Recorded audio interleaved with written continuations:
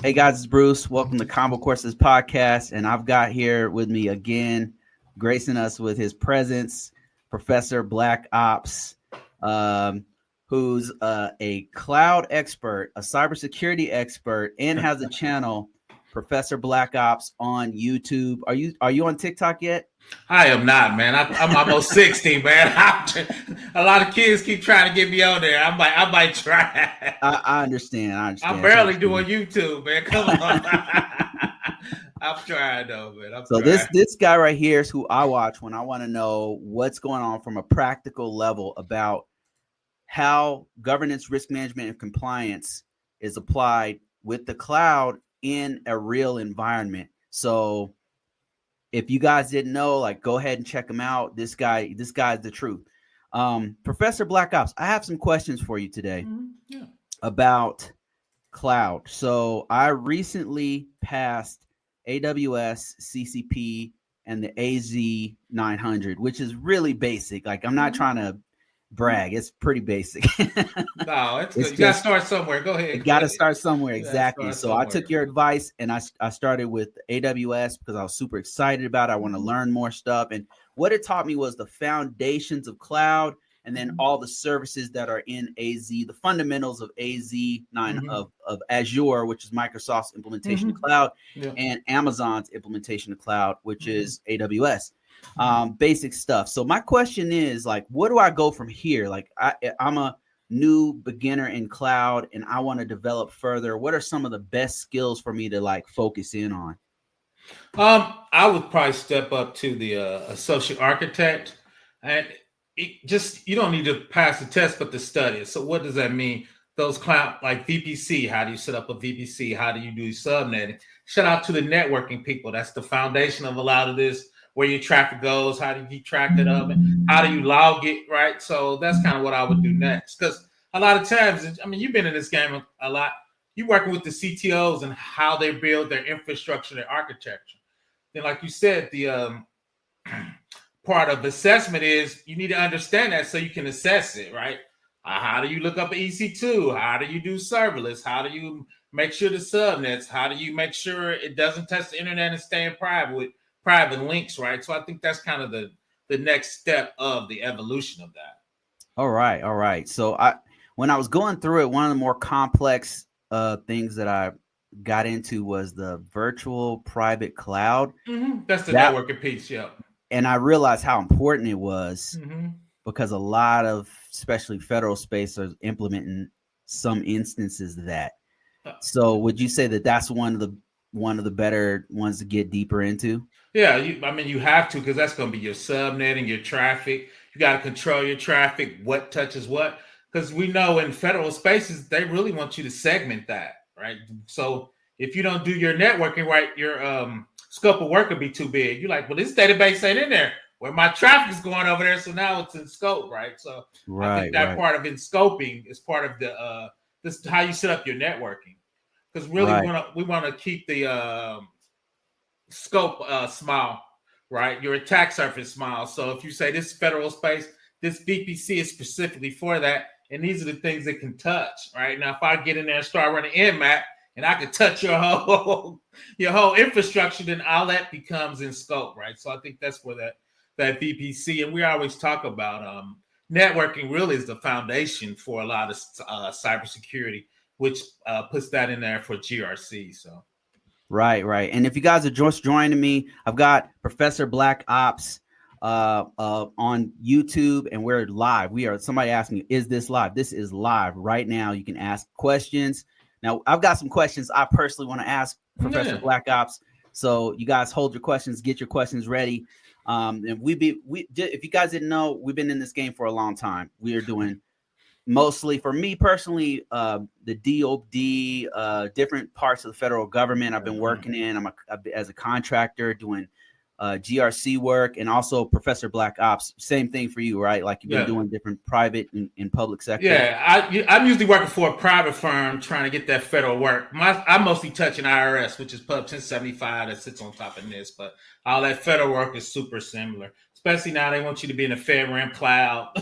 So all that's the same, right? So that's one reason long story short, how I got in AWS, I was working for, and I just said the Indiana State Department of Revenue as a consultant, and all our third-party vendors were in AWS. So I'm like, dude, I don't know how to assess this stuff. I need to roll my steeds.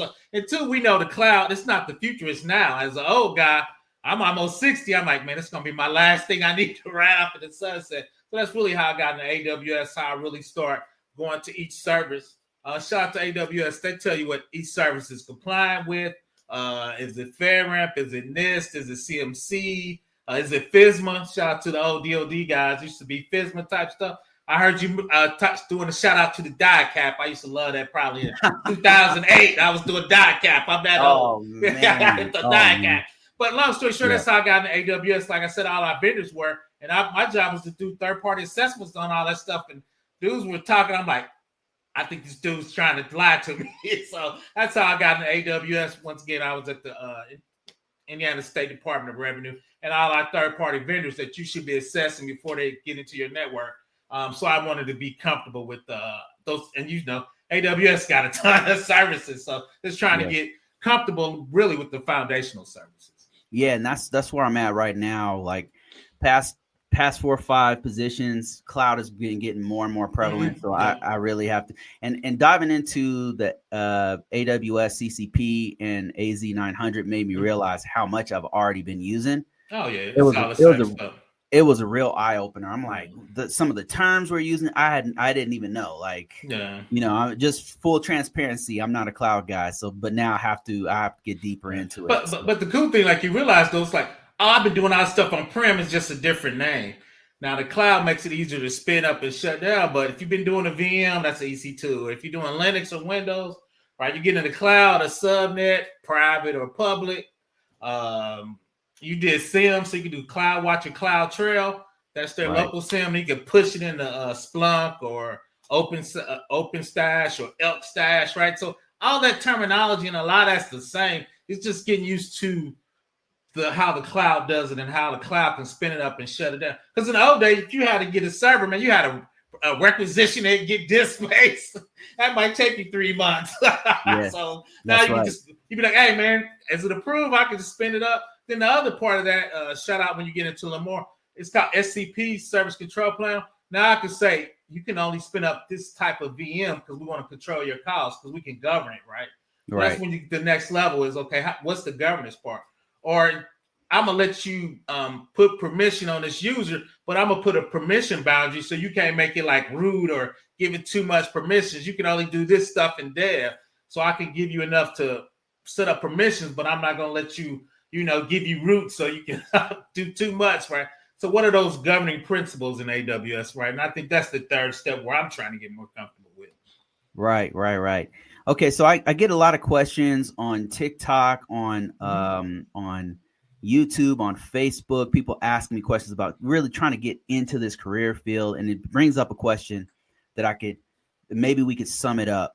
So my question to you is, out of all the things in your resume, all the skills, all the tools, all the certifications, what's been the most impactful to getting your foot in the door, but also being effective when you started working in the environment? Like, where should somebody focus their energy on, or what was the most impactful thing on your resume in your skill set that is the best thing in your resume? The weird thing, it used to be the technical skills, right? I started off as a programmer and a DBA, so those used to be it. But as you get older, what really gets me in the door now that I sell people on is understand NIST 800-53 and compliance, right? When you go in the federal space, if you don't do it right, you don't get an ATO, you can get shut down, or you could get fined, right? So that's really what I sell people on, right?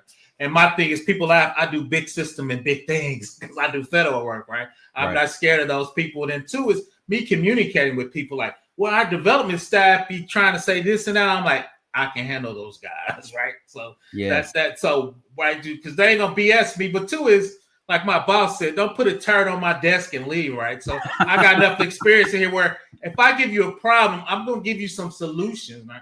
So then it's you as the CTO or head of programming to accept those solutions. Right. I'm not going to tell you wrong and just look at you like, okay, what we going to do? I can say, this is what it is. I think you should set up a private link. This is the best practices for AWS.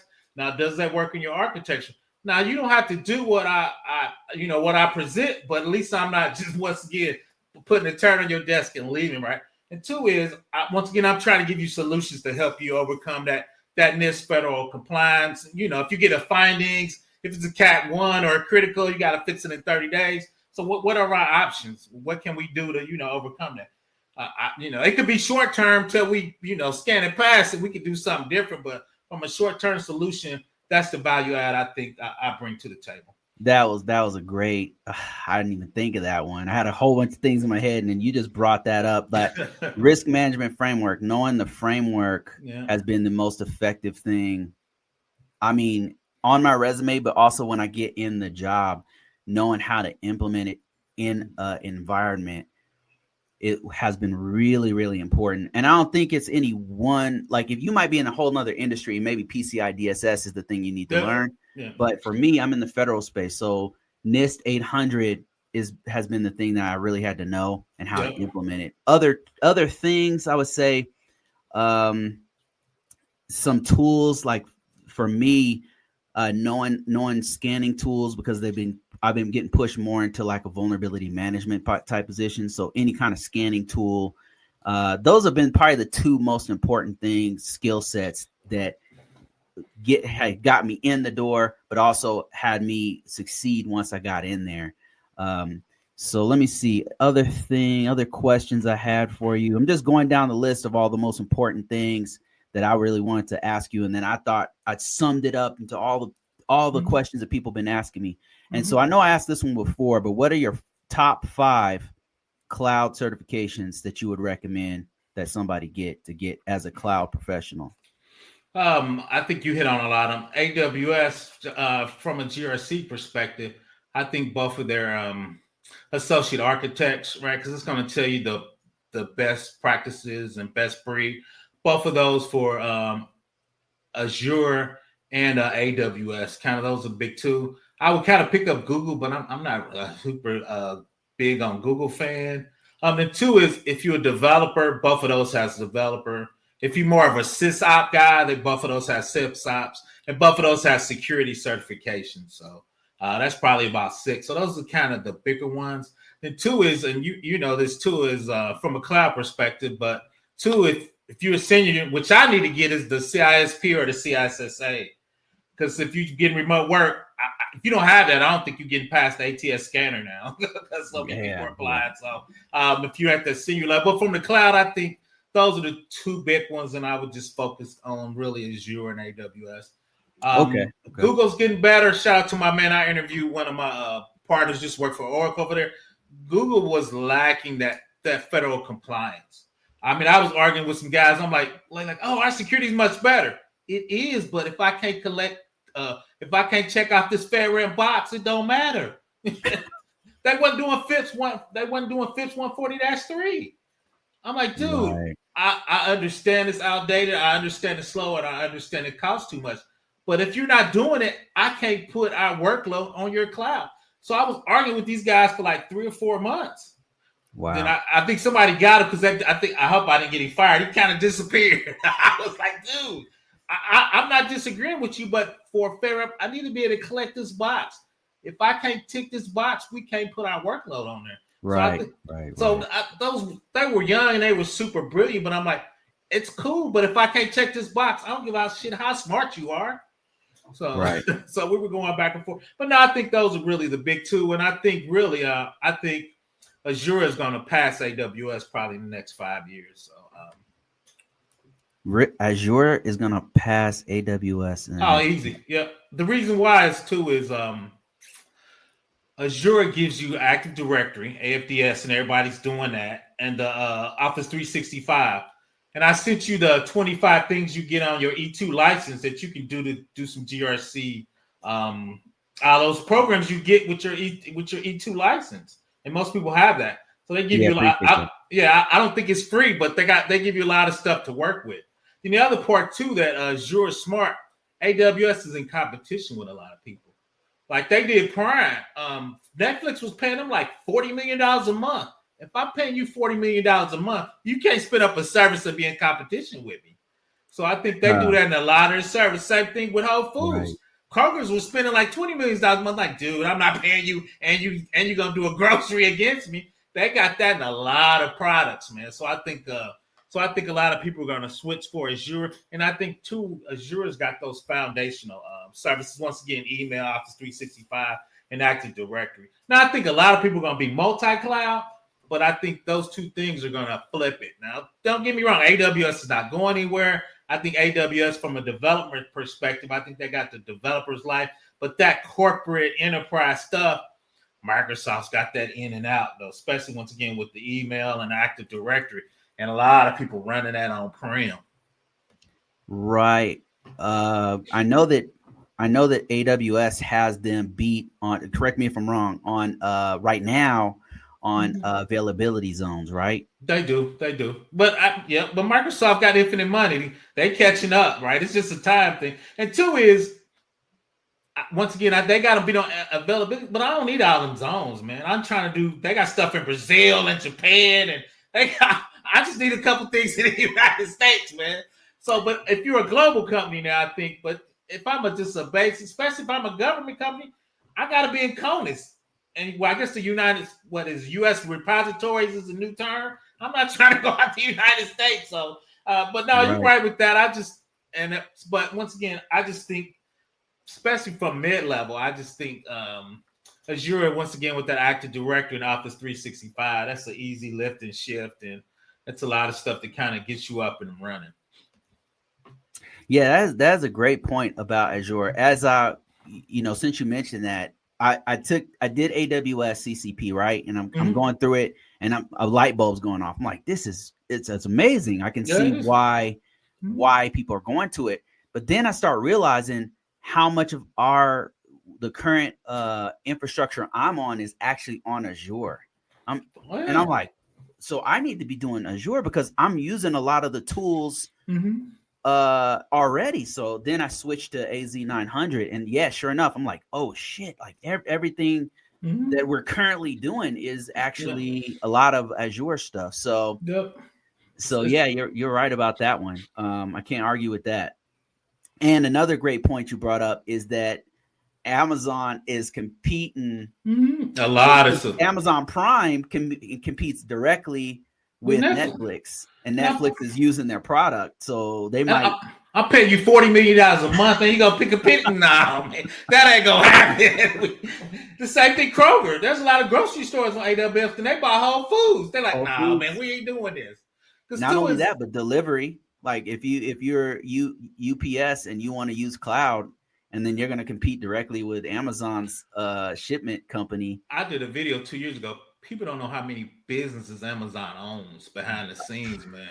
People don't even realize they're on a whole nother level. It's mind blowing how successful that company is. And I'm just gonna throw this out. I did the thing is they have their own containers and they're buying ships. I think they're really about to skip shipping and set up their own shipping port in a little bit. They're trying to go to space. They got their own planes. They got their own planes for delivery for high value items, right? If it's Christmas, it's Elmo, I ain't got time to wait, 4 months for it to come on ships. That's a high dollar. So I'm gonna put it on one of our planes. I done bought Amazon got the fleet of delivery out there already. Right. So I think they're gonna do their own shipping port in a minute. So I could see that happening.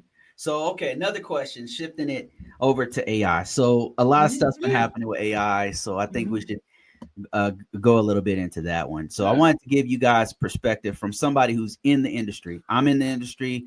PBO is in the industry. We're going to give you some real life insight into what's happening right now. Now, first of all, PBO, what is your opinion on somebody who's trying to get into the AI space? You're an IT professional. Is there a way to pivot into AI, or what's your advice with that? Well, pivot. I think AI is in everything. If you look at AWS Guard doing a lot of fun, they got machine learning already built in there, right? Like Guard, if I'm looking through logs, I can't look through a lot of petabytes of logs, right? So I'm using machine learning with AI on top of MITRE. So I'm looking for certain attacks. from the GRC perspective, we were talking about, can we get AI Grok to update our SSPs? I was talking about, so, and two, is it smart enough to know if we feed it our documentation, could it go through and give us recommendations on what our architecture is? And the answer is yes, right? Somebody reached out to me, we were doing assessment. So we took all that vendor's documentation, put it into AI, and then we had to do an assessment on their trust center, right? So AI is there. So what's the best way to use it, right? So I don't think AI is going to take over everything, but you're going to need less people with AI. But two is there's going to be a lot more services, a lot more SaaS. So you're going to need some help helping you do that too, right? So I think that's going to be a balance of that. Currently, right now, I don't think AI is a big issue. The reason why is we're 1 million people short, so the gatekeepers are not letting people in with or without AI. So, so I don't think. So I think we got a bigger problem with gatekeepers stopping people from getting in, than we got people with AI. So, so AI is kind of helping, because if we short, AI kind of helps it a little bigger. But I think we need to kind of get over that hump. Because is college a scam? Do we need colleges? What certs we have? So I think we have more of a educational, how we're going to get people in and get trained people. But AI is here, and I think you need to understand it. But once again, I think AI is going to be working in the back more. Once again, helping you go through logs. If I got a SOC, you're not going through a petabyte of logs. AI is going to help you do that. So even if you do threat hunting, you're only looking for a specific sliver or some kind of novel attack, where it's looking through your logs. We can talk about Cozy Bear, Russia, and Iran. They have a TTP attack pattern. So AI machine learning is going to look through your logs to help you see those type of attacks, right? From an AI perspective. So I don't think if you had AI versus, I think AI, GRC, and cloud all comes together, right? Because we got to govern it. We got cloud, and we have AI assisting us with our cloud workloads. Once again, from a governance risk standpoint, going through there and validating how you set it up. I mean, so there's a lot of things AI is assisting. So I think all that's going to work together. You're gonna need to understand all those so you can be employed. So that's kind of how I envision it. That's a great point. So what's happening in our environment right now is AI is being slowly integrated into all the tools we're using. And then they're trying to move towards tools that do use AI as much as possible, because like PBO said, like there's not enough people to do this work. And we kind of touched on it last week.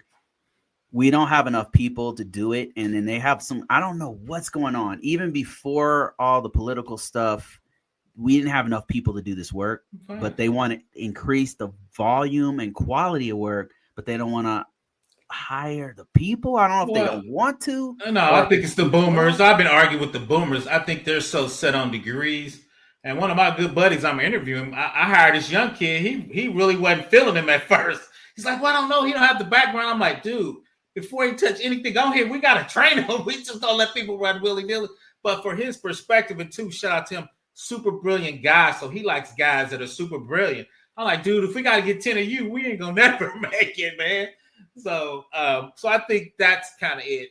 Shout out to the boomers. I think they're phasing out. So I think Gen X is probably I ain't gonna say grade down, because a lot of times degrees show a certain level of expertise. But once again, I got my degree in 1990. I was doing COBOL. Most of that shit don't even exist anymore, right? So I think, and I'll let you chime on it. That's kind of what I see. And shout out to the boomers. I think they be gatekeeping a little hard. But two, I understand if they mess up, they gonna get me fired, man. So I was like, okay, that's a good point. He's like, and shout out to my boss. He goes, I take all the smoke if anything happened. I go, that's true. So I want to pick my team. I was like, I'm not saying don't pick your team, just but do I tell them to loosen up? So I mean, that's a hard. I know where he's coming. But I'm like, I'm 58. You about 63. You about done. So. But no, that's what I see. I'll let you chime in on that, man. I think, like, from the current position I'm at, the organization I'm with, it takes a really long time to hire people. So it's not AI taking jobs. What's going on right now, like you said, it's a bigger problem in that we have a hiring issue. So it's taken a really long time to hire people, like something like average of 3-4 months. I'm not exaggerating. Facts. And because that's happening, because of this long background check, some people are bouncing. Like they'll hire a guy, it takes 2 months. They're like, yo, I already got another job. Sorry about that. So we're losing a lot of good potential people. So that's one thing. At the last job I was at, we couldn't get the quality of people on that one. Like that one, it was a consulting gig. So you needed people to like run meetings. Like you couldn't just be in the background doing stuff. You had to be on call with a customer and you were running it. So they couldn't find a certain level of people. It just took a long time to find that quality of person. And then if I go all the way back to NASA, it was, what was the issue there? It was we couldn't get people through the background. It just took a long time to get them through that, get them a public trust. So it was like you would take 2-3 months to get a person in there. And by the time you were on the second month, they were like, hey, I already got another job. And you got to start the whole process over again. So it's not like you would think that, oh, it's AI is taking. No. We're not there yet. Like we're just getting tools in and we're using the tools. They're not replacing jobs. We're using the tools. And just like PBO said, I would piggyback on that and say, I need those tools because they got me with 3-4 hats on. Yeah. So I need those tools to do the job more effectively and faster. I mean, I'm putting in 56-hour weeks sometimes because there's too much work. But that tool, maybe that will help me to shorten, close that gap a little bit. So that was a great point, man. Spoken like somebody who definitely knows what the hell's going on. Okay, another question for you. This is piggybacking off of last week. I read this article about GRC, our profession, being ripe for revolution. And it was the article written by this dude named Chris Hughes. Shout out Chris Hughes. Dude is on YouTube. I think his site's called Cyber Resilience. Anyway, great point. He's had an article. He was talking about how cloud is evolving, networking is evolving, you got virtualization, you got AI, and it's all moving fast. But GRC relatively has not changed much in 20-30 years. And first I thought, the article is going to be about him shitting on compliance, which some real technical people do. So I was kind of skeptical, but I read it and I was like, this guy has a point. He's not saying we don't need to do compliance anymore like some of the technical guys say. He was saying we need to make it faster, more efficient. It needs to keep up with technology, and the people doing it need to be more smarter on the tech side. And I was like, man, I can't disagree with that. That makes he's made a lot of points there. So I wanted to get your opinion on that. It is, and that's the good and bad thing. And like I said, I was in a discussion, and we can get into that more. Is the part of the Fed is they want to make sure it's rock solid. They want to really make sure you bank it 5 years before they start recommending stuff, right? So I think that's the nature of the Fed space, right? Which is definitely good and bad, right? So for me, the good part is we're not doing any super novel. We weren't doing NoSQL. We weren't doing MongoDB for a decade when it was out because we want to make sure it's a proven technology. Because a lot of times when it spins up, people don't think about security. They think about features because that's how you make money. So, like I said, I'm a curmudgeon. I like that because it gives me time to get seasoned with it. And then by the time they really become adopted, you got checklists, scanners, Rapid7's got compliance modules on it. So there's a lot of foundational things set up for you, right? So, but being slow, right, is you can't use the newest technology. But a lot of times I don't want to use the newest technology, right? So those are bugs. But a lot of the young hot guys, whatever's hot, Rust, Java, they want to jump on like, no, dude, it ain't been shaken out. So that and I tell people that's the good and bad is, and for me, most things I know by then is they got the STIG check, they got the schisms, it's already hard, and they got the rapid center compliance. So that gives us some foundation, right? Yes. Sometimes you don't want to be first because you get cut a lot, man. When you first mover, you get cut a lot. And we're not the government. Now, if you Google and not Google, but if you're Facebook or some of those are commercial business, so they should be out in front. So that's kind of my thought pattern on that. So I think it's good and bad, but For me, I like it to be biked. I just got around, and they give you best practices. Once again, we got the scanners, compliance. We got a lot of history on it. We got a lot of working papers on it. If you get the hot new things, you don't have any of that. You're trying to figure it out. Then they come up with some hack you wasn't even aware of, right? So, right. It's not a frontier issue. Like you have to, there's a certain level of assurance that we have to have, a certain level of confidence because we're dealing with very important information, very sensitive information where people are relying on it. Like these are systems where if it goes down, you're talking about people not getting paid, like a whole millions of people not getting paid, not getting their refunds, not getting if this system goes down, it's there's a real problem. With DOD, you might logistics. The tanks might go another way, play where it should be. But go ahead. DOD. I mean, DOD people can die. Like it's serious. So we can't just throw an AI model out there and start because you're seeing in real time in the news where people are just trying to throw models inside of government systems and then firing a bunch of people. You can't. There's going to be repercussions. Let me just put it that way. There'll be repercussions. I'm going to chime in. I'm going to jump the gun.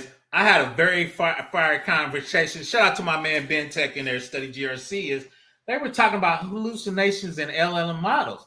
I told him, I was like, dude, I do GRC. My job is to make sure the data gets there safe.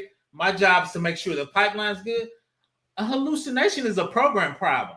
If the program comes up with the wrong financial information, GRC doesn't chime in on that.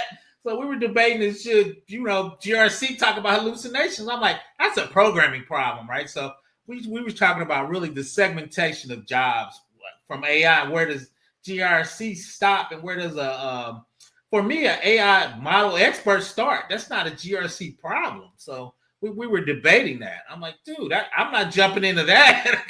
I don't do hallucinations. So where's the separations of duties there? So that's my next video is how do you secure the pipeline? How do you secure the machine learning? But to me, once that data gets into the model and start training, that's not a GRC issue. Right. Absolutely. So, and for those of you guys joining me late, I'm talking with Professor Black Ops, a subject matter expert on AWS, on cloud, on GRC. Very, very special episode where we're talking to somebody who's in the field doing the work, getting his take on AI, his take on cloud, his take on GRC. So this is a great opportunity for you to ask questions, especially if you're trying to get into this field or you're in this field, you want to learn more, great opportunity. So my last question to you, and I'm going to open it up to everybody, to Professor Black Ops. Do you have any plans to do any teaching? Man, I love your material. I want to go deeper with it. I would be a paying customer. So do you have any plan to release a book, a course, a program, mentorship, anything? Well, that not your fault. I'm 90% done with a course. It's supposed to be in GRC Academy. Shout out to Dr. Ozier. I need to finish that. I've been kind of burnt out. So I'm doing actually a NIST 800-53. And I was going to do it a little different. Once a week, I was going to do a hybrid where I do labbing that relates to that course. At the end is the capstone is you're going to do a FISMA assessment, kind of walk through the policies and procedure. The cool thing is we're going to generate a lot of those off of ChatGPT, then have you fill them in from how your business actually works and how would that look like. All right. Then the one part I put out there, I think I bit off a little more than I chew, is filling out an SSP for a small company. I was like, oh my God, I start doing that. I'm like, oh, that's a little bigger. But yeah, I'm working on a small course once again at simply GRC Academy with Dr. Ozier. So I'm trying to get that finished. Awesome. That's awesome. Looking forward to low cost too, nothing too crazy out there. Low cost. All right. I'm ready to give you money, man. So I want to see it. So please. Okay, let me take some questions here. I'm not gonna keep you guys too long. I got some other stuff to do in the real world here, but let me see here. We got Larry. Hey, shout out Larry. How you doing, man? Thank you so much for setting this up. Farron Perry says, I was reading ISO 4201 AI standards. I got to check that one out. I haven't read through that. Yeah, I've been actually going through it. I think I was going to do a video with that. And NIST 200 AI just came out with their additional framework. I did a video on 100, 200 just came out. So I was actually going to meld those two together. So Oh, that's a great idea. That's a great idea. I definitely want to take a shot at that NIST CSF, the NIST AI Mm-hmm. 100 and 200. Let me see. I got one from TikTok. They said, will my resume be looked at differently once I have my cybersecurity technology degree in August? I would say Vincent and anybody else who has similar questions about, like, you're new to this field, you're trying to get in. This is just my take. I'm not saying don't get a degree. I'm not saying don't get certifications, but focus on experience, focus on what you do, focus on your projects, put that stuff on there. Mm-hmm. Those are going to sometimes be is going to separate the men from the boys, so to speak. So get your experience, like focus on experience. If you're still in school, try to get into student programs where you're doing IT. I'm just talking basic IT jobs. If you have a student program, get in there. You have projects you can do where you're setting up firewalls or something like that. That's stuff you can put on your resume where you had hands-on skills in certain technologies and certain skills. So that's the kind of stuff you want to focus on right now. PBO, what would you say about that? No, I think you're 100%. Go ahead, finish it, but you need to create a portfolio with that now. I think to kind of, like you said, separate you, because a lot of people are looking for hand-on experience. And I think you touched on the bad thing is there's a lot of experienced people getting laid off. So this job market is going to be crazy, I think, till 2026. So you're going to need some real world experience, because there's a lot of good people in the federal space that got cut. So they about to saturate the job market. I think salary is going to get pushed down. But yeah, it's going to be crazy, man. Two is Google laid off 5,000. I think AWS laid off a couple thousand. So I think shout out to my man Elon Musk. I think he did this trend where everybody's cost cutting, and somebody made 25 billion and still laid out people. So in a quarter, I forgot who that was, but yeah, if you look out, this job market is going to be crazy, man. That's a great point. Till 2026. But once again, don't fret. I'll stay in it, keep grinding. You just got to know what you need to sign up for, man. And it's what it is right now. It's just a bad time, man. So if you're in school, and I don't know how old you are, but if you can hang in there, if you're on campus, I might, stay on there for a little bit for a while. Because like I said, I'll let you chime in on that. I just think this is just a bad economy. I came out in a recession, so I definitely know what's that's like. And but once again, I would keep grinding. And I thought Bruce said I had work study to help me get real world experience. So figure out how to get that so you can get in the door. Two thing, I don't know if you're a little younger, a lot of times you can take a little less money. I don't know your situation. If you can stay home with your parents, stay there. Room up. Once again, like I said, it's just a bad job market, though. Yeah, I would agree with Professor Black Ops on that. Like, what's happening right now is there's a lot of changes happening all at once. I think that's what's happening, is that you have an economic change on a national level, global level. You have people following the trend of, like you said, Elon Musk start firing people.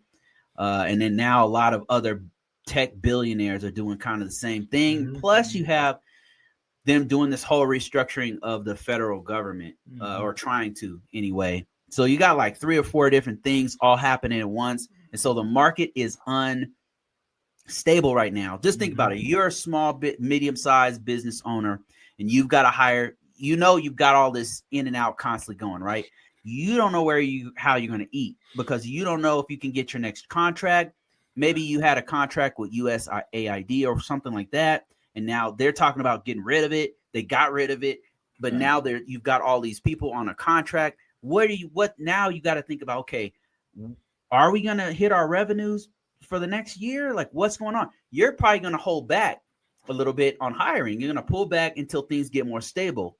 So there's so much uncertainty that companies, organizations are like holding back and saying, okay, let's see what's going on. Even with the stock market, I mean, think about it. All these tariffs coming in and off. Let's increase it to this. Now it's going to be lower. Like, people are like, okay, what are we doing here? So the uncertainty is making an uncertain job market. And so I have seen a lower amount of opportunities coming my way. I'm still getting them, but it's less than it was, I would say, a year ago. I guess it's less than it was a few months ago even. So That's kind of what's happening. Are there jobs? There's still jobs. It's just there's less and they're more competitive. There's more. Yeah, you're gonna have to really compete and go even harder than before with finding jobs. And I see a lot of Gen Z out there who just got their degree. There's this trend on TikTok where people are saying, "Oh, I got a Harvard degree and I can't find a job. I applied for 1,000 jobs. I did 10 interviews, and they still can't get a job." And I'm like, damn. That's great. And what can I say? You know what I mean? Like it's way harder than it was a few years ago. So hang in there, go harder. There are jobs. They're just way more competitive than they were before. Yeah, real quick, let me try. I need to get on the back end of that. Especially if you just starting or got a few hours, try to go in the office. Because if you go in the office, you're going to cut out 95% of your competition. If you're trying to get in a remote game like me and him and this, man, we got 20 years. So that remote work, that's a rough game. And two is, and he knows this is, most government contracts are 5 years, but they're renewable every year, so they can cut it anytime they want. So that's the thing. Because I got tricked. I got lucky. Not so cool consulting company said we got a 5-year contract. Oh, that's cool. I got there. It's like, yeah, it ends in 6 months. I'm like, so I was like, oh, I forgot. I need to put that in the question bank. So, but I got lucky. They renewed it, and the contract got renewed. But I always remember, number one is those contracts are renewable every year. But two is I would ask them when is the end date of the contract. Once again, PBO was young and got tricked. I wasn't very happy. I must punch him in the throat. Now, go ahead, Convocourses. Yeah. So great point. Remote jobs are very, very competitive. They were very competitive even before all this uncertainty, but now, hell, the government's shutting those down. Like they're saying, nope, we don't want any. So coming in the office might be like, if you're willing to travel or relocate or something, anything like that is going to help you to being in the office is going to help you to get that job faster. So remote jobs, I mean, there was a gold mine like during a little bit before COVID, during COVID, and a little bit after, it was like a gold rush for these jobs because everybody started doing more remote jobs. And now, I mean, I'm not sure like what they're seeing in the numbers, but I'm way more productive at home. Like I can spend an extra hour on your project than driving, to work. So for me personally, but yeah, they're remote jobs are way hard to find now. Let me see what other questions we have going on. Security expert said, yep, I agree that a thorough understanding of 853 risk management framework are baseline requirements for the federal space. Well, that's right. Hold on real quick. I just disagree a little bit. I think it's a requirement, but most of the times your programmers are going to program, your cloud dudes going to cloud. They need GRC to help them with that. I think, and I agree, I just don't see those teams understanding that and those requirements for those jobs. And they just never seem like they care until I give them their findings. But I don't know. I agree it should be, but me, that's how I make my living. Those guys, especially when you come out of college, they don't talk about that stuff very much in college. When I taught at the community college, I brought it up a lot, and a lot of people were kind of happy I did, but that's nowhere in the curriculum. I don't know if it's an advanced thing or people think the federal space is small. I just don't see any of those compliances really pushed very. The only one I see pushed, because I did some guest lecturing inside the nursing. People talk about HIPAA in their that space from a hospital standpoint because they're trying to get in the hospital domain. But I don't see the federal space in IT getting pushed at all. That's one reason I wanted to do that 853 course because I just didn't see. I've seen some RMF courses. I think I've only seen one other 853 course out there. Yeah, I have to agree with it. That's why I started off with teaching DITSCAP actually. Facts. Yeah. DITSCAP. Yeah, I love this. Nobody was talking about it. So like this way back when I first did it, got out of the military, and I started talking about it.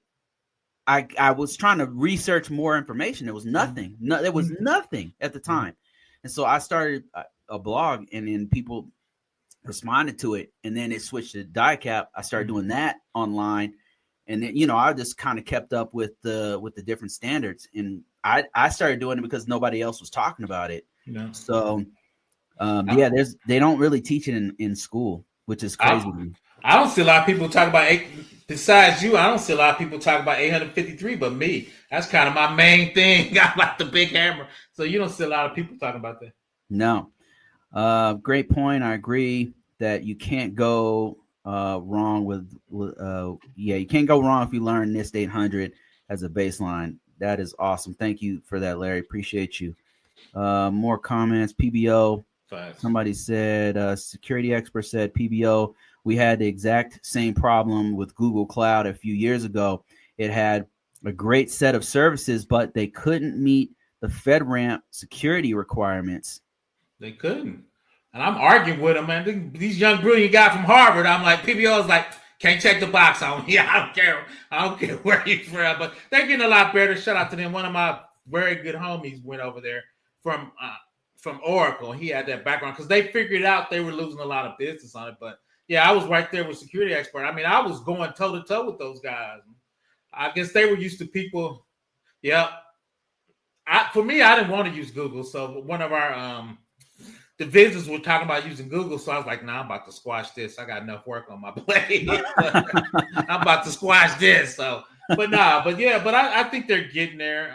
Shout out to my man Before the Billions. I think he's doing a little work with Google, but their federal to me is still weak. I don't really put them in the pack with them, but shout out to it was a $9 billion RFP for cloud vendors. They won it. It was AWS, Azure, Google, and Oracle. That won that cloud, meaning they could bid on that type of work and they were certified to do that type of work. So, okay, we got another question from Larry. Larry says, with the corporate takeover of federal government IT spaces, can we expect Azure to have a stronger impression across the government agency portfolios? I personally see the growth in my agency. I'm gonna let you talk on that one. Yeah, and I think what we talked about, and that's what I see a lot when talking to DoD is everybody's doing Active Directory in the Fed. I mean, everybody was running Windows. We had Linux, but the base, when you talk about SharePoint, all of that was Microsoft. So that's an easy lift and shift to Azure. And shout out to Azure. They got all the federal compliances. They got all the check boxes. So that's why I think Azure is going to end up passing AWS in the future. And once again, I think most of those are going to be multi-cloud in the future. I think Oracle's going to get a piece of that because they lived in that business for 20 years. And I think IBM, because they're actually focusing on multi-cloud because they know people are going to get there. But yeah, Azure is already there. Once again, I think people are kind of tired of competing with AWS.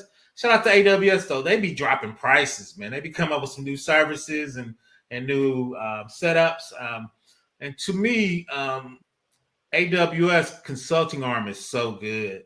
So anything you want to done, they already done. They done it at a bigger client, and they working with global clients too. So they do some novel approaches I think can help because the Fed government is big, So I think they're in that space. But once again, I think Active Directory, Office 365 is an easy lift and shift, and I think obviously that's their way in. And they're like, oh, we got this. We got some VMs for you. Shout out to Nardelli. Him and Gates almost got in a fist fight with Ballmer. He was pushing Linux. Ballmer and Bill Gates hated that. But he was like, you put me in charge. He's from India. Them dudes was rolling with Linux. So shout out to him. Their Linux is strong on Azure. They got a nice Linux pack. And Ballmer was mad because he was actually pushing that more than Windows because he was smart enough to know my corporate client's going to come with Windows. I need to get the developers. So he was really pushing Linux and Azure. Right. And to speak to this one, Larry, like in the environment I'm in right now, I would say, man, 95% of what we use is actually Azure, 95% in the federal space. And then looking back to the last couple of federal spaces I was in, it was also mostly Azure. And it's because is because of Active Directory. Active Directory and their suite, their Office suite is nice. It's nice. With Teams too, they dominate the Teams, so all that's connected, man. You can't Teams have a meeting without Teams. Yeah. Teams it's good. It's good. And I send you the list of the 25 products you get. So once again, I'm using those to kind of do no code and do a GRC kind of no code thing because I think we need to upscale out of spreadsheets. But and two is that's my next level of labbing is using Active Directory connectors inside AWS, connected actually through AWS and get your tickets out of AFDS from the cloud, right? So when you log that authenticates, you get your tickets, and you go right into AWS, use their single sign-on, and use your permissions from Active Directory because you don't want to duplicate that technology, right? So I think a lot of bigger companies are doing that. So what does that look like in real life, right? Because you want to use Active Directory, and it's for authenticating people and give you authorization. So once I get those tickets and, I can do conditional access, I can use that to authenticate in AWS and keep going. So I think that's the future of the multi-cloud. And from a GRC perspective, how do you make sure it's doing what it's supposed to do and secure, right? How do you govern using that, right? But once again, we've been talking multi-cloud, and I think that's how those two are going to come together. When you have two cloud services that are if you're using them on the same network, is that a federation? Like when you're is that okay? All right. That's what I mean with the tickets. When you log in the Active Directory, it's going to give you those tickets. Then you get federation, meaning you get access to your AWS, right? Multi-cloud. So what would that look like in real life? Got you. Because everybody's running Active Directory, so I don't want to make them log in again. I need to make those work seamlessly together. Because I don't want you to say set up your same groups, then you got to reset it up in AWS. You not want to do that, right? But two is shout out AWS give you connectors and a ton of ways to do that. That's built in. You just got to set those up. Like you said, you use the proper term. How do you get that to federate, right? Get those accesses into groups, and how do you sync them up and bring them over? Are you going to do it one way where you do Active Directory and it syncs to AWS? So you're going to change some AWS and it'll sync over, right? So those are some way, and that's what we talk about: big systems, complicated, and how do you architect that for your organization? FedRAMP, government, priv, commercial, or a small company. How do you make that work and be seamless? Okay, got another question. Larry, thanks for that $50, man. I appreciate that. He says, with cyber jobs market, U.S. as well as overseas contractor based becoming more competitive with all the changes across industry, how would each of you suggest professionals best market themselves to stand out in today's cyber workforce? This is a really, really good question. You want me to go first? I'll go first. Yes, sir. Go ahead. So I'm older than Convo. I'm going first. I think shout out to Convo. I think trying to figure out how to put yourself as a SME. Both of us has YouTube channel. I get like Convo. I get job offers or interviews off of my YouTube channel. Right. So that conveys people my level of expertise. Right. Shout out to Convo. I don't know if I'm a cloud expert, right? But from a GRC perspective, I think I'm up there, right? Now, I'm not calling myself a big architect. Once again, I understand it so I can do an assessment and do governance and risk on it. Two is, and I think Convo brought it up, is what's your specialty? Once again, I do NIST 800-53 and I do big systems, but what is your specialty in calling card? What's going to differentiate you between other applicants, right? I do 800-53. I've been a programmer. I can talk to your developers, and I understand architecting in the cloud, right? That's my selling point. But don't get it twisted. I get a lot of ageism. PBO old and PBO making good money, and PBO ain't working 12 hours no more. He's too old, right? So you got to understand your strengths and your weaknesses, though. But what's your selling point? Like I always tell people when they say, well, I got a 2-minute speech, right? What's your 2-minute speech and what are you selling, right? Even as a young guy, you need to, but you can add more to it. But once again, what's going to differentiate you, right? It might not be your skills. It might be your communication skills with the tech guy, right? Or you could be, I don't like people, but my tech skills are off the map. But what is your selling point to get people to hire you, Larry? Now, Larry, you got it and you got skills. But once again, in this market, when I was applying remote jobs, it'd be like 300 people qualify. And I wouldn't say I was getting discouraged because I know the game. Oh, you made it in the top 100. You were the last 3. We went with somebody else. Back then, I still was unemployed, right? But once again, what's your selling point? What are you, as a kid state, what are you standing business on, right? I'm an 853 guy, I do big systems, and I understand AWS. Go ahead, Combo. I'm gonna throw it to you, man. Yeah. So, man, to piggyback on what PBL said, thinking about my own skill set, I'm coming from a real world place for you. If I got fired right now, the things that would get me a job within 30 days, a good job, would be the CISSP, my skill set with NIST 800, and vulnerability management. So those main things, like PBL just said, you focus on what you dominate with. With you, Larry, I'm telling you, you as a project manager, having your years of experience and your background in the military is a huge selling point. I'm not telling you don't pursue make sure this thing's on. This is important. I'm not telling you don't pursue IT. You should. Cybersecurity, GRC, yeah, absolutely. Because the more you understand the process, the more you understand the technology, when you get in the room with guys like myself and other IT guys who are doing network engineering or something, you'll know what they're saying, so they can't BS you, right? So you'll be able to hit the ground running. And if you get a job, your highest paying position, your most dominant position would be your background in project management. That's what I would lead with. So lead with your strongest point. That's what PBO is getting at. His strongest point is cloud, DevOps. That's something I can't even speak to. DevOps piece, I can't even speak to. Like he's dominant in that and his years of experience.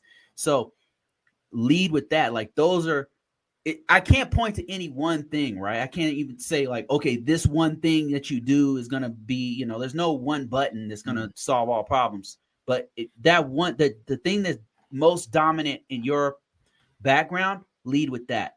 Don't scrub that from your resume. Lead with that. If you're a young dude, you don't have this kind of experience like we're talking about here. You don't have Larry's background in project management. You don't have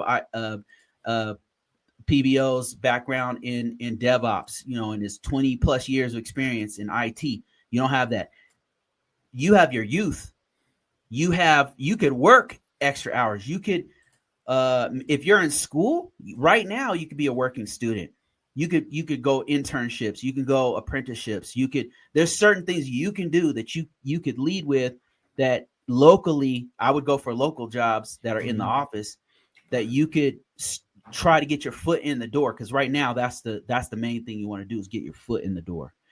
So thanks for that question, Larry. I really appreciate that. I got some other great. Let me get on the end of that and I don't like those guys, and Combo will tell you this, any big government company, we got a PMO office, right? So I always give my action items to the program manager because they run it because that's how they get to see the risk from the whole org. So usually, and he already knows this, if you work for a big or a medium-sized government agency, 9 times in they got project managers galore in PMO office, right? I used to get mad. I'm like, we got more PMO people than we got security people. But I think it's needed too because usually they got a lot of projects and they want to see it from organizational, right? A lot of times I get my stovepipe. If it ain't security and GRC, I don't care, right? So I like Combo. So I think that's a big deal, especially in the government space. And once again, I work for a large state agency. They all have PMO offices. Yep. Okay, I got some more comments and questions and stuff. I'm just gonna kind of go down the list, and I can't stay too much longer, guys, but I will answer as many questions as possible. Farron Perry says, I thought when the runtime of the model starts, it was the responsibility of the organization or GRC. I guess the pipeline together. That's our job, correct? I did well. I kind of disagree. For me, is GRC doesn't set up the pipeline, right? The data engineer is going to set up the pipeline. I need to make sure it's secure and it's compliant. So I give it a check, but we don't set any of that up from a GRC perspective. right? So, and I think that's the discussion. What is the segmentation of jobs? Once again, if the model gives out a bad response, that's like a developer. I don't think GRC is going to chime in that. I don't have the AI, the machine learning skills to chime in on that. So for me, that was kind of my discussion.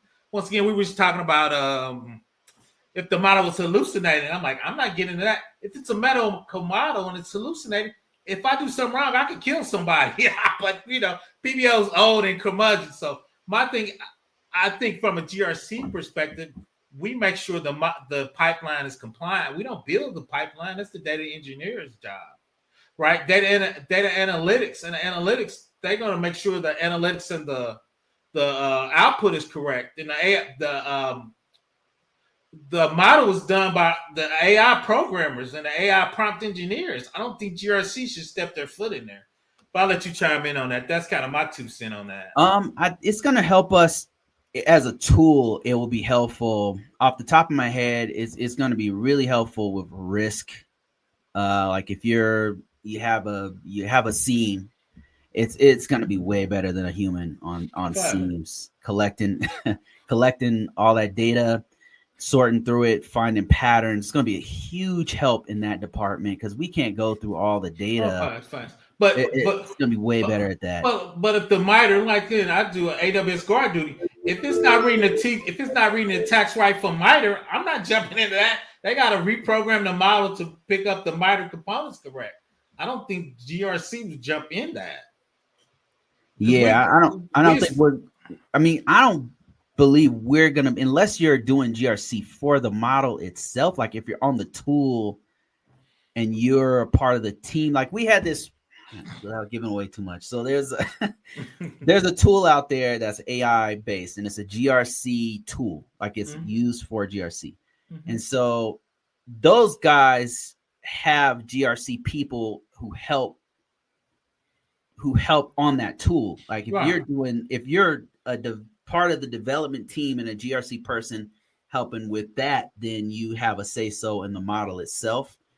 But as a GRC person right now, in the current job I'm doing, where it's helping, where we're trying to integrate it, is like tools for doing the risk management, tools for doing some of the automation of documentation. If there's hallucinations or problems with it, then that's not like I got to use another tool. Like I'm not going to go ahead and fix it. I'm not going to be under the hood fixing it. You're right. Unless I'm part of the tool, part of the team that's developing the tool. What I would do is, what we mostly do is we put a ticket and say the tool broke. This don't look right. We need you to fix the tool, or exactly tell us, do we got a parameter not set up correctly, right? So, but fair enough, I think that's a discussion, right? Once again, my job is, and we had a huge discussion with my homies on Study GRC. I get to make sure the data gets to the AI. It's the AI jobs to take the data and train with it. So once again, I got keys. I'm putting it on S3. I'm making sure it's encrypted. I'm making sure there's no man in the middle attack, right? I'm making sure the like we talked about, Active Directory setup, who's supposed to see what. I'm making sure least privileges. But once that data gets into the model, I'm not touching it. But once again, I think that's a discussion for a lot of the younger guys wanting to put their toe into that. But so that's my thoughts on it. Okay, we got another question here. Wayne says, what is a good resource to practice hands-on experience with firewall configs and deployment, SOC lab setups, cloud AD, and management? So there's a few different There's a lot there to address. Yeah, there. Okay. Go ahead. Well, I would reach out. There's a lot of too many people. There's a lot of cohorts going on, people with academies and stuff. I think you need to find. I start because I'm an AWS guy. AWS has a lot of free labs you can sign up for in their training. I think if you pick out one of their certs, they can help you do that. You've got 3 different totally jobs on there. Firewall is a lot different in SOC, and that's a lot different in Cloud Active Directory and management. Once again, we've been talking about Active Directory. Azure's got their part of that. So there's like 3 different jobs. So I would find somebody you're comfortable with. I don't want to get anybody specifically shout out, but I think kind of Azure's got a lot of free labs and AWS got a lot of free labs. to get your feet wet. I would look at the big from a SOC perspective, but it costs $1 billion to Splunk.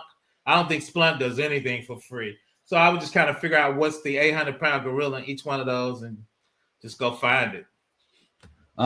Okay, so you've got a few things here. So firewall config.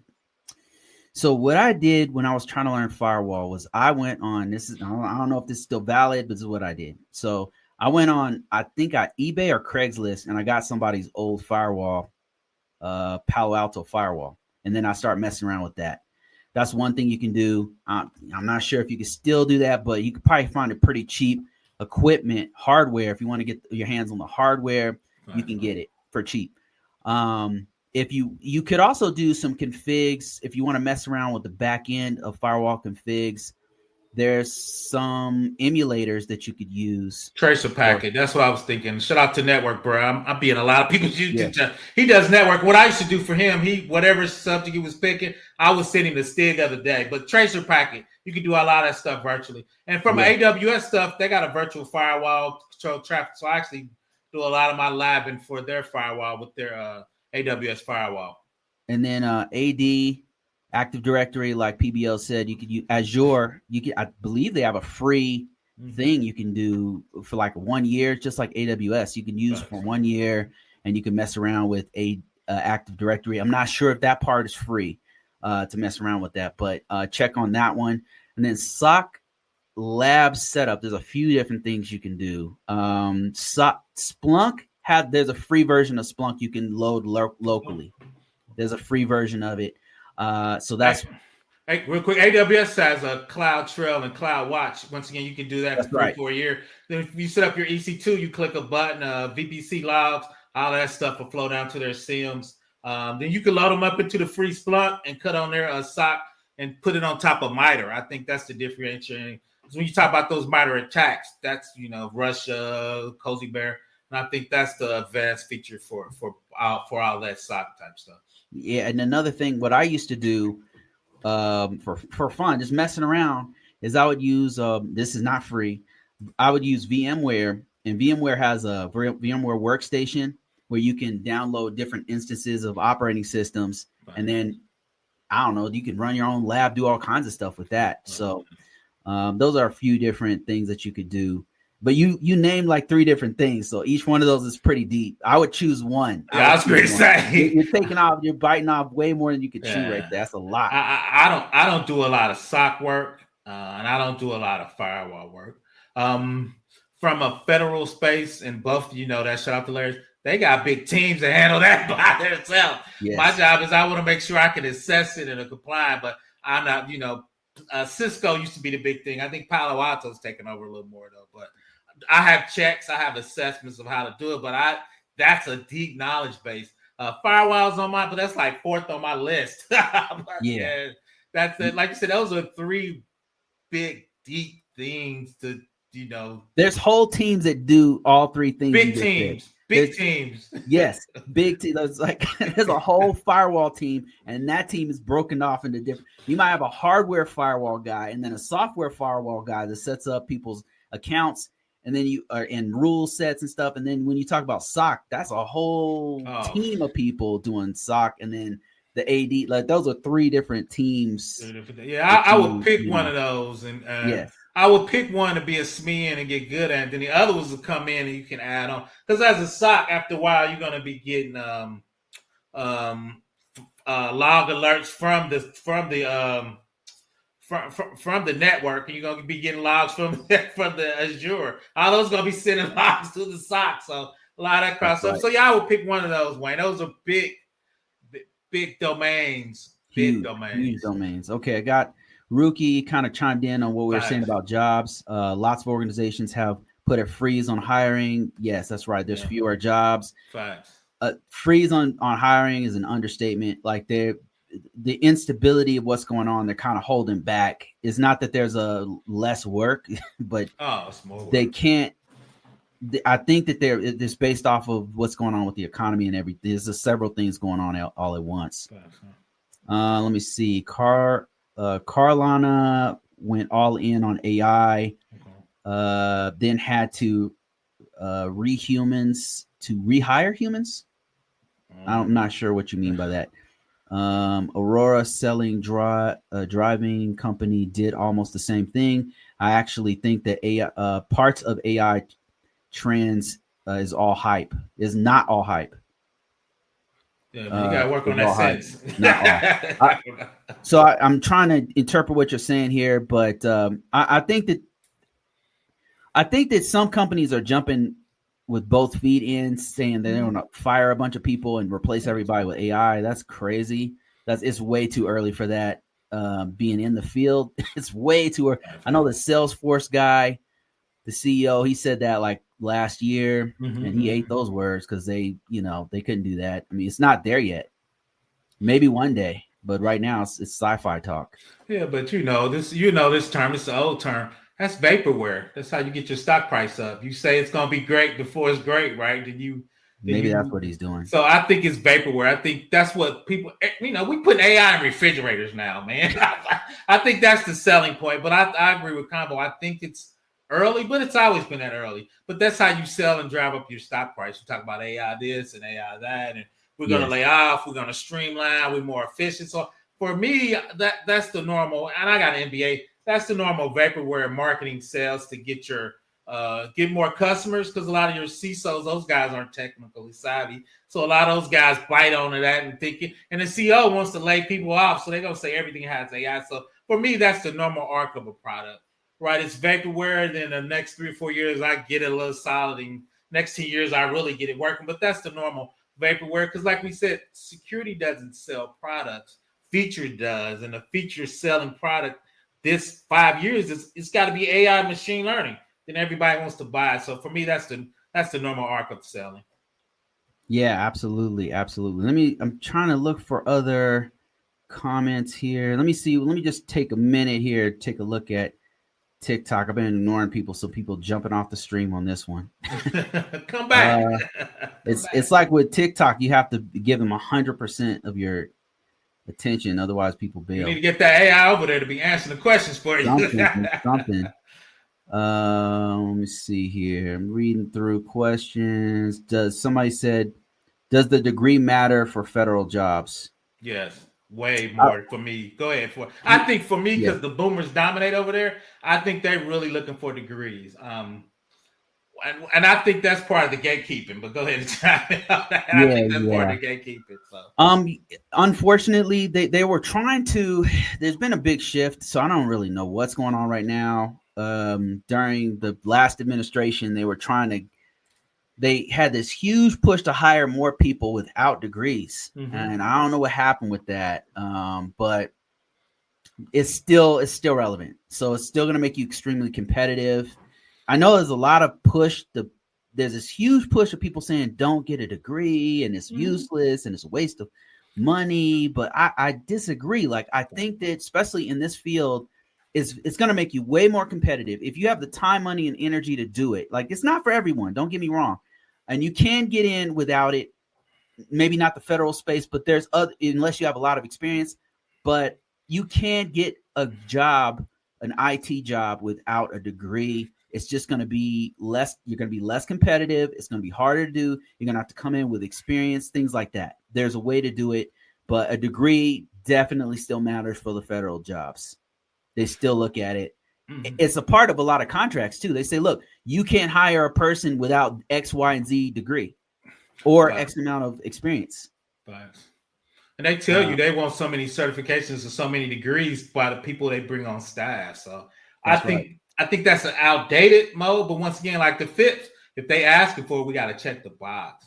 I just think, I think we're treating degrees like it's a certification or a boot camp, right? I think degree signifies something else.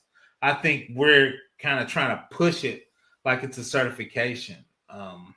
And I agree, some of the degrees, the ROIs don't make any sense. You come out with $100,000 worth of debt and you're making $20 an hour. That don't line up either, right? So but two is, I think it's better to have and not to need it than need it and not have it type thing. So PBL got 2 big degrees. So once again, I think the boomers are dominating. Now the boomers I know still respect degrees very highly now. And those are the guys a lot of times who are hiring. So all the guys hiring, yeah, especially in the federal space. All that those guys degree definitely matters. yeah. Experience, I would say, where I'm at right now, if we could get somebody who's experienced, then they don't give a damn about a degree. Like if you have experience where I'm at, yeah, they don't care. They but don't care. The problem with that, and you're 100% correct, is there's so many people unemployed. A lot of those people are going to have degrees Because they're going to be up against people who got laid off from somewhere else. And all those people like me are old, so we were there where degrees make sense. So they tell you they don't need degrees, but everybody you go, especially you go on a senior level, and you talking about 300 people applying, at least 10% of those people gonna have degrees. I would say 40%. So that might be what's happening is because so many people got laid off, but because there's so much uncertainty, there's a hiring freeze. Maybe what's happening is boomers and Gen X are still working. Like, so there's making less opportunity for millennials and Gen Z.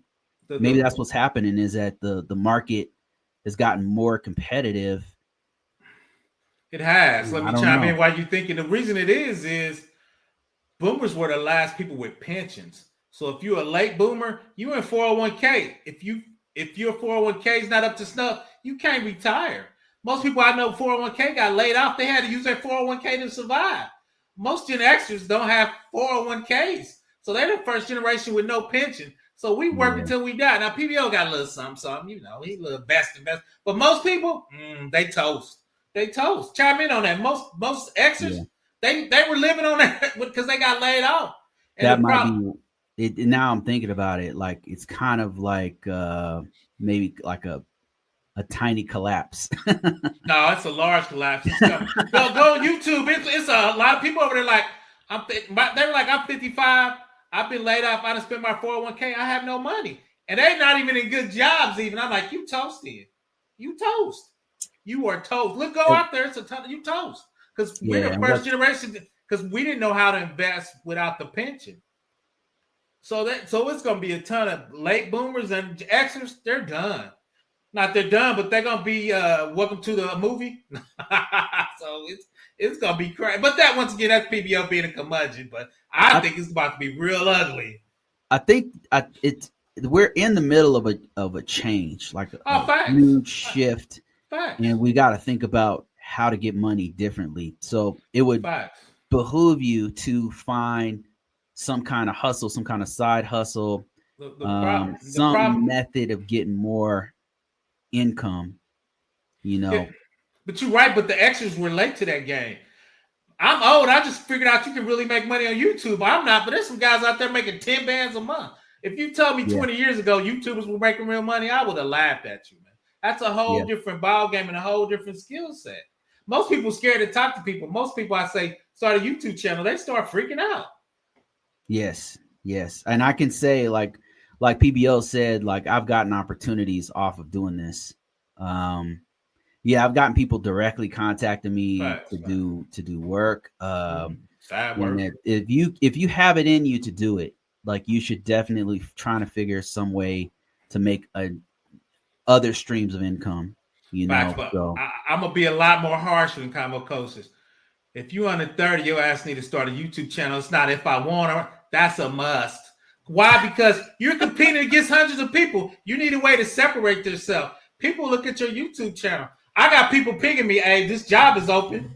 So, I mean, to me, if you're under 30, you got to do it. You got to get in there, man. To me, that's just part of your regular portfolio. Even if you're new, I tell people, I learn a lot from young people because I'm not going to talk about Convocourses. PBO's old and curmudgeon. I got a lot of bad habits. I like to see how young people do stuff. I'm like, well, I might not have done it like that, right? So I think young people have add value to this game. They're like, well, I'm new. I'm not 100% right on anything. PBO likes to see new things. So I think you can add value to your journey and to yourself by doing a YouTube blog, even TikTok. I'm not a TikTok guy, but I think you should do something to market yourself to employers in a different way. Absolutely. Okay, I got a couple other questions here. Not much going on TikTok. Somebody says, sorry, is getting a degree in computer science better than to get into IT? Yes. Yeah. I would say if you have a computer science degree, you don't have to have a computer science degree. Okay. Some people get it mixed up. If you have a computer degree, period, it's going to help you. Like you can have, from what I've seen, you can have a computer information technology, information systems degree. It doesn't have to be from Ivy League college, as long as it's an accredited college. Yeah, any one of those. And I've also, some of my coworkers don't even have a computer degree. They have a STEM degree, but they have experience doing IT work, and that helps too. So it does help. It makes you way more competitive. And I think that was the thing with the degree, especially in my earlier Fed days, is I work with a lot of biologists, but they were doing, analytics and biology. So they knew all that type of IT work easily transferred over. I tell you really what surprised me was all the engineers that got computer science doing computer work because it paid more than engineering. I work with a ton of electrical engineers because they said, that's back then, IT paid better than engineering. So I seen a lot of those guys cross over, which I was surprised because electrical engineering, I got comp sci. Electrical engineering is a lot harder than computer science. Hella hard. Yeah. So one of my friends, they had a nuclear engineering degree. I'm like, but once again, IT page is better, right? So yeah, actually, now that you mention that, my one of my jobs, I was working with a double E, electrical engineer. And I was like, what are you doing here? Like, you have a hard ass degree, some hard ass math, and you're here doing IT GRC stuff. It pays better. So I was surprised when I found that out. So that's why a lot of people, that's what saturated the market. All those guys was coming over. Which shout out to them though. But so I got another one here. Somebody said, I'm in high school and I want to get into I'm in high school and I want to get into CS, either computer science or computer security. I'm not sure. I think that's science, but go ahead. Science. Okay. How would y'all recommend I break into cybersecurity? So I would say start right now, do projects, learn as much IT as you possibly can. If your school has a project where you can be a working student in your high school, computer security. Okay. If you can, right now, what you need to focus on is the basics, fundamentals of information technology, fundamentals of computers. If your school has projects, if they have clubs, where they're setting up networks, setting up computers, you want to get in on that. If they have a program, I know at my kids' school, they had a program where you could get an A+ certification. They'll pay for it, and they had like a program where you could actually get experience. You need to do stuff like that. Anything you can do to get your hands on computers, tearing them apart, putting them together, putting the networks together, all that kind of stuff. What would you say to that one, PBO? That's 100%. I would look in your area. I think Boys and Girls Clubs, if they still exist, they had an IT program. There's a lot of programs in their area that people are still kind of pushing at. And I think you hit it right there. I would do some of the starter A+, networking plus from CompTIA. I think you can handle that as in high school. And shout out to Combo. He's a little more hands-on. I'm studying. I'm spinning up some AWS virtual stuff. So that works too. And you get a year free. I would recommend it. I rotate my my email address to keep getting a couple years free. Shout out to the high school guy. And that's where I learned. They got a lot of labs out there for you to start up with. And especially when it's free, you can just spin up. Just make sure you tear down your stuff just in case that. But that's kind of how I would start and recommended. AWS and Azure have free cloud, and I believe Google does too. They have a thing where you can log in. They'll give you free instances, so you're actually creating cloud instances, and you can make labs for yourself, and you can start there. You want hands-on experience. That's most important, more important than a certification, more important, arguably, than a degree. That hands-on experience is going to really launch your career. You definitely want a finished school. I would definitely do that because that's going to help you. Don't do something that's going to shoot yourself in the foot, like drop out, like my dumb ass did. I'm sure you doing the right thing is keep your credit clean and don't get in trouble, man, because you can't have a felony and get in security, man. Not saying you're doing anything wrong, but I got a lot of homies that got felonies that can't really do big IT stuff, man. They really drill down, especially in the Fed space. They doing a background check. They doing federal. So even it could be something as you get kicked out of an apartment. That shows up because they file on it, and that shows up. You got my case and you're in your city, that's going to show up under your social security number. So you want to make sure you stay squeaky clean. cybersecurity, one of the difference between this and regular IT is that the background check is serious. It's pretty serious because a lot of times you're dealing with sensitive information. Money. They don't want to give the keys to a bank robber. Does that make sense? They don't want that's kind of the mentality is like we can't afford, we're giving you a lot of trust. So we can't afford to take a risk on somebody who's already has a background where they did shady stuff. So keep your nose clean. I'm not saying that you can't get a job with a record, but it's going to be way harder, especially in some places, going to be damn near impossible. So keep your nose clean. You can't work in the federal space, man. I had problems because I paid my taxes a little late. They were hearing me up. So you just gotta, once again, just keep yourself clean. And two is don't get discouraged. I came out in a recession. Don't get discouraged. The thing is, because I'm a curmudgeon, a pessimist, 30% of people about to drop out of IT and cybersecurity because they're gonna get discouraged and they're gonna take them out, man. Because two is I should tell Convocourses you need to get something about this. These are PBO's opinions and not opinions of the Convo. We're not going to get that spicy. Is most people were treating cybersecurity like it was Bitcoin. This is not no get rich quick scheme. You're going to have to grind. You're going to have to get your feet in the ground. This is real, man. It takes time. There's no shortcuts. You're not going to get a 3-month certification and make 6 figures, especially now. It's not going to happen. So you need to get your feet into the ground, start grinding. This is real. I'm not gonna get too carried away with it, but this is real. And that's a great point. Cybersecurity is a specialization within a special. GRC is a specialization within a specialization. Like I get a lot of people who are brand new trying to get into GRC because it's non-technical. So what I'll say to that is you do have to have an understanding of basic information technology. And while I do like Tech Woke, who's a younger dude who's out there doing his thing, Tech Woke started off with no solid information technology background. He's an exception to the rule. And I'm not saying you can't do it, like especially if you work in certain spaces. If you happen to be in the healthcare space, you might be able to get into HIPAA, right? Which is some GRC stuff. If you're in the financial space, you might be able to do Sarbanes-Oxley or something like that, which does touch into GRC stuff. So there's a way to get from here to there. But like PBO said, like there is a learning curve here. It's definitely not for everybody. So keep that in mind. All right, guys, I think that's about it. Thank you guys so much for your donations. Thank you, Farron. Thank you, Rookie, for that. I will get you your resume. I haven't forgotten about you. And big thanks. Shout out to my man, Larry, for all you guys' awesome donations. I appreciate it. That's it for this one. I have some stuff to do. Thank you, PBO. I appreciate you, man. As always, on point. I love it. We got to do this again sometime. I'm waiting for your course. PBO has a course coming out, everybody. PBO been having it coming out for 3 months. He got to tighten up a little bit. Dr. O's going to fire me. I appreciate it. Appreciate you guys. Later.